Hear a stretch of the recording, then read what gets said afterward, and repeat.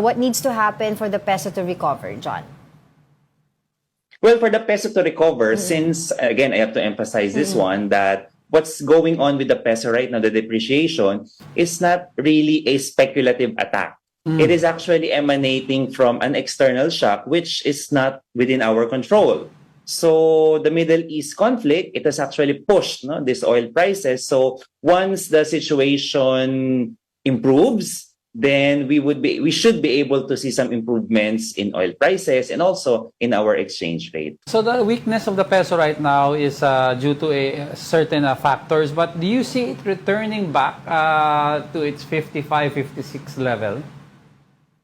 Well, at this point in time, there is still runway for the peso to go back, and especially when the situation improves. And second, when the BSP also intervenes to manage the effects of this depreciation on both importers and exporters. Again, BSP is in a tough balancing act that's right. of putting the welfare of importers, OFW dependent households, and exporters, so that after this Middle East conflict, then economic intervention within our control might be able to put back the exchange rate to the 50s level. That's what I wanted to ask you, intervention, economic intervention within our control. If we do that, pero hindi mag-improve yung situation sa Iran, let's say it drags on until the end of the year, what happens to the peso now? What happens to inflation? What happens to our GDP?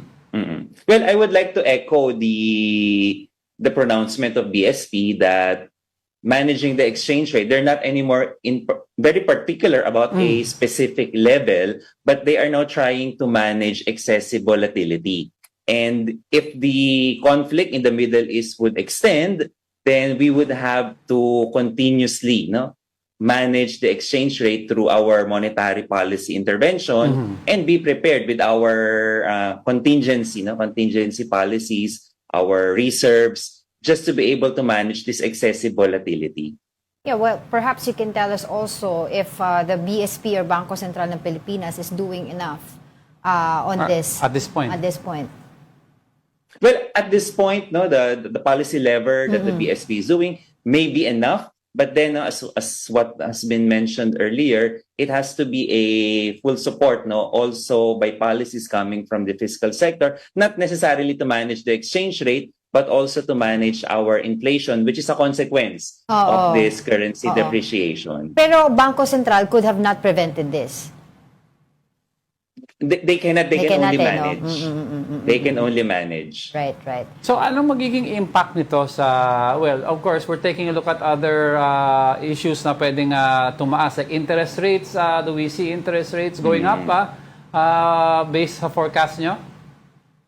Well, the interest rates, we're seeing that the BSP might be able to keep rates in the next monetary board meeting. It's because inflation has already seen an increase, a spike in recent months, and with the currency depreciation, we will now experience what we call imported inflation, because the Philippines is an import-dependent economy. So much of the goods that we would be importing now would tend to be more expensive, thereby will reflect to a higher inflation in the succeeding months. And with that, it would be prudent for the BSP to keep interest rates so as also to manage the demand side of the economy. Well, with all of this that are happening right now, does this show you talaga that our economy is purely focused talaga on importation, kaya nangyayari to?